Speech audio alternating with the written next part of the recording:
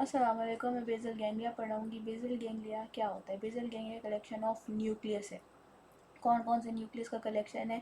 Substantia nigra, subthalamic nucleus, putamen, caudate nucleus and globus pallidus. इसका function क्या होता है? इसका फंक्शन ये होता है कि ये हमारे पास कॉम्प्लेक्स वॉलेंट्री मूवमेंट्स को प्रोड्यूस करवाता है। ठीक है, ये मतलब कि जब हम गिटार बजाते हैं या हम जब चलते हैं तो कुछ मसल्स एक्टिवेट हो रहे होते हैं और कुछ मसल्स इनहिबिट हो रहे होते हैं, तो ये बेसल गैंग्लिया के थ्रू होते हैं। अगर हम इस डायग्राम को देखें तो यहाँ पे ये हमारे पास कोरोनल सेक्शन है ब्रेन का। इसमें हमें ये लेटरल वेंट्रिकल्स नज़र आ रहे हैं। लेटरल वेंट्रिकल्स के साथ हमारे पास कॉर्डेट न्यूक्लियस है। वेंट्रिकल के नीचे हमारे पास थैलेमस है। थैलेमस के बीच में गैप है और फिर दो और न्यूक्लियस आते हैं। बाहर वाला पोटामेन है और अंदर वाला ग्लोबस पिलाइडस है। ग्लोबस पिलाइडस के दो पार्ट्स होते हैं, ग्लोबस पिलाइडस इंटरनस ये वाला और ग्लोबस पिलाइडस एक्सटर्नस। अब थैलेमस के नीचे जो होता है वो सब थैलेमिक न्यूक्लियस होता है और सब थैलेमिक न्यूक्लियस के नीचे सब्सटेंशिया नाइग्रा होता है। ये जो गैप आपको नज़र आ रहा है ये थैलेमस और पोटामेन और ग्लोबस पेलाइडस के दरमियान, इसको हम इंटरनल कैप्सूल कहते हैं। इंटरनल कैप्सूल के से जो है वो हमारे पास ट्रैक्स के फाइबर्स पास हो रहे होते हैं। ये वाइट वाइट मैटर होता है, ठीक है ना, मतलब नर्व्स होते हैं इसके अंदर, वो पास हो रहे होते हैं ट्रैक्स के।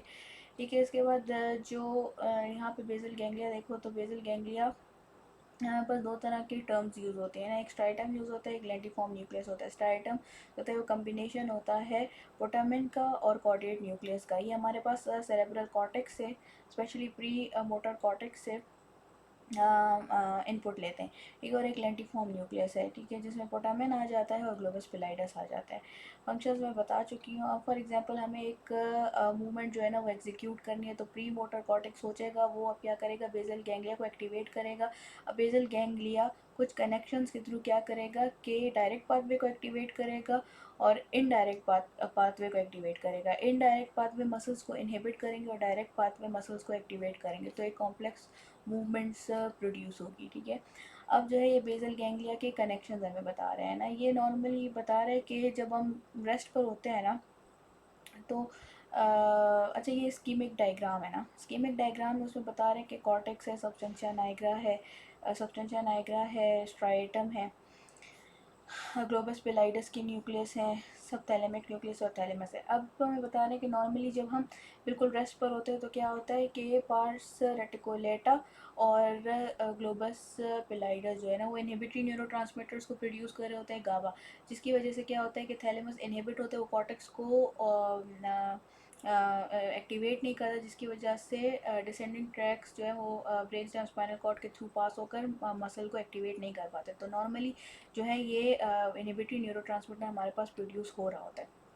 अब फॉर एग्जांपल अब एक हम चाहते हैं मूवमेंट प्रोड्यूस हो, तो अब वो डायरेक्ट पाथवे के थ्रू जो है वो मूवमेंट प्रोड्यूस होती है।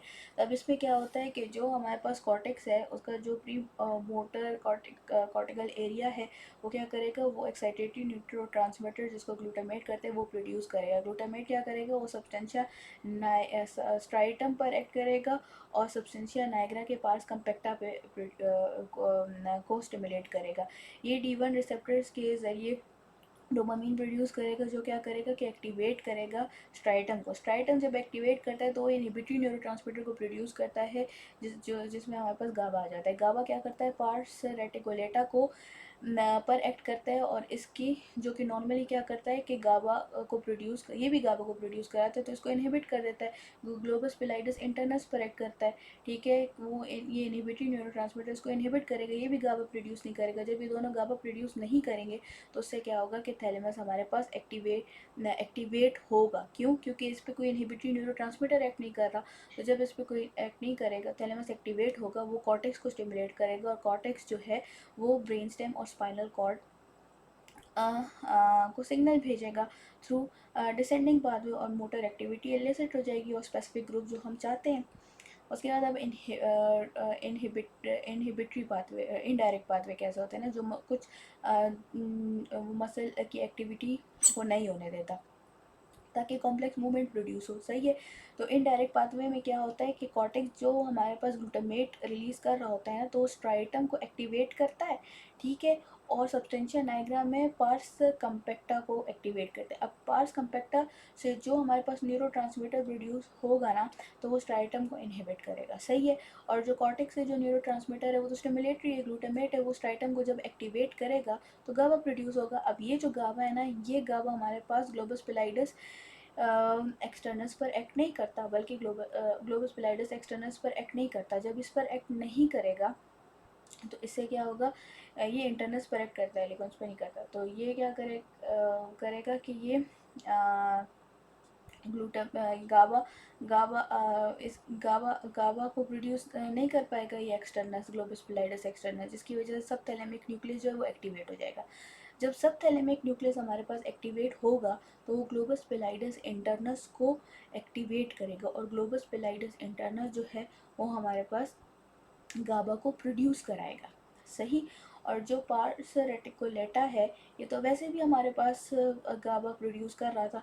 तो जब ये दोनों गाबा प्रोड्यूस करेंगे तो उससे क्या होगा कि वो थैलेमस पर एक्ट करेगा, थैलेमस हमारे पास इनहिबिट हो जाएगा। जब वो इनहिबिट हो जाएगा तो कॉर्टेक्स एक्टिवेट नहीं होगा, ना डिसेंडिंग ट्रैक्स जो है ब्रेन से स्पाइनल कॉर्ड के थ्रू हम मसल को एक्टिवेट नहीं कर पाएंगे। तो इस तरह ये हमारे पास ये एक इनहिबिटरी पाथवे होता है, ठीक है।